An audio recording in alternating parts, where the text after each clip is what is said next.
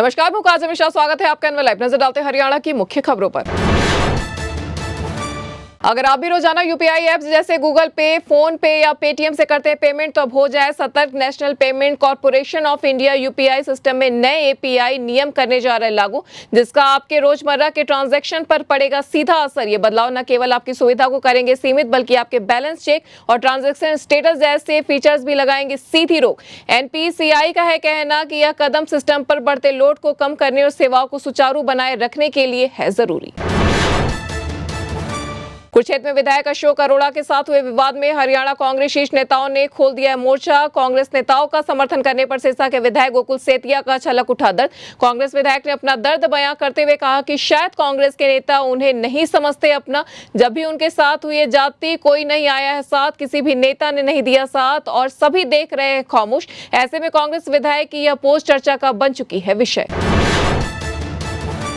मुख्यमंत्री के ओएसडी गजेंद्र फोगाट बिना सेवा विस्तार के ही कर रहे हैं ड्यूटी। एक आरटीआई में हुआ इसका खुलासा। आरटीआई एक्टिविस्ट पीपी कपूर ने बताया कि सीएम सैनी के ओएसडी गजेंद्र फोगाट पिछले 7 महीने से अवैध रूप से हैं नियुक्त। बिना सेवा विस्तार के हर महीने 1 लाख रुपए ले रहे हैं सैलरी। इसके अलावा सरकार की ओर से दिए जाने वाले भत्ते, सरकारी कार, कोठी व स्टाफ की सुविधा का उठा रहे हैं लाभ।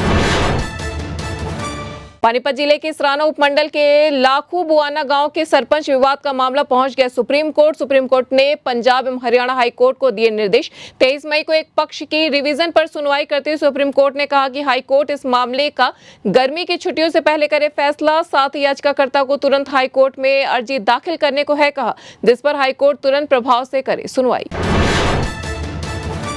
कर्ज के बोझ तले दबे उत्तराखंड के परिवार के 7 लोगों ने पंचकुला में जहर खाकर कर ली आत्महत्या। मृतकों में दंपति, 3 बच्चे और परिवार के बुजुर्ग सदस्य हैं शामिल।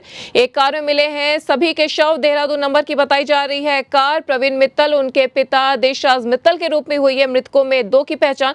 पुलिस ने मामला दर्ज कर शुरू कर दी है जांच।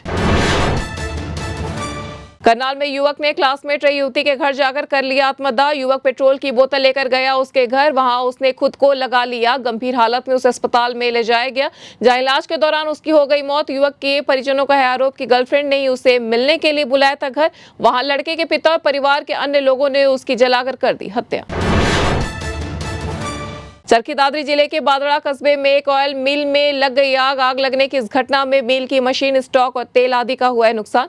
सूचना मिलने पर मौके पहुंची ईआरवी और फायर ब्रिगेड की टीम करीब 3 घंटे की मशक्कत के बाद आग पर पाया काबू। मिली जानकारी के अनुसार शॉर्ट सर्किट होने से रिफाइनरी का फट गया हीटर, जिसमें एकदम से भड़क गई आग। रोहतक के आउटर बाईपास गोहाना जिंद रोड पर बाइक सवार बदमाशों और सीआईए 2 के बीच हो गई मुठभेड़ में करीब 9 से 10 राउंड हुई फायरिंग, जिसमें 2 बदमाशों के पैर में लगी गोली। इसके बाद पुलिस ने दोनों को गिरफ्तार कर पीजीआई के ट्रॉमा सेंटर में कराया भर्ती।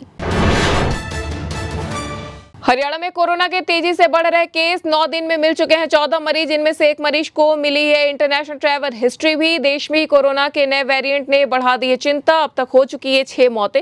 महाराष्ट्र में एक पैटर्न भी दिखा है कि खांसी, जुकाम व बुखार के साथ लोगों को हो रही है डायरिया भी। ऐसी स्थिति में खड़े हो गए हैं कुछ अहम सवाल, जैसे हरियाणा में कोविड-19 का है यह कौन सा वेरिएंट, और यह वेरिएंट बच्चों से लेकर बुजुर्ग तक के लिए हो सकता है कितना खतरनाक। चंडीगढ़ के पास बने क्रिकेट स्टेडियम में होने वाले आईपीएल के प्लेऑफ मुकाबले पर बारिश का मंडरा रहा है खतरा। चंडीगढ़ में मौसम विभाग ने डायरेक्टर सुरेंद्र पॉल ने जताया अनुमान कि 29 और 30 मई को यहां बारिश के साथ चलेंगी तेज हवा भी। चंडीगढ़, पंजाब और हरियाणा में दिखाई देगा इसका असर। समस्या यह है कि स्टेडियम में 29 और 30 मई को ही खेले जाने आईपीएल के प्लेऑफ मुकाबले भी। तो ये थी हरियाणा की अब तक की मुख्य खबरें। ऐसी तमाम खबरों से जुड़े रहने के लिए देखते रहिए एनएल लाइव।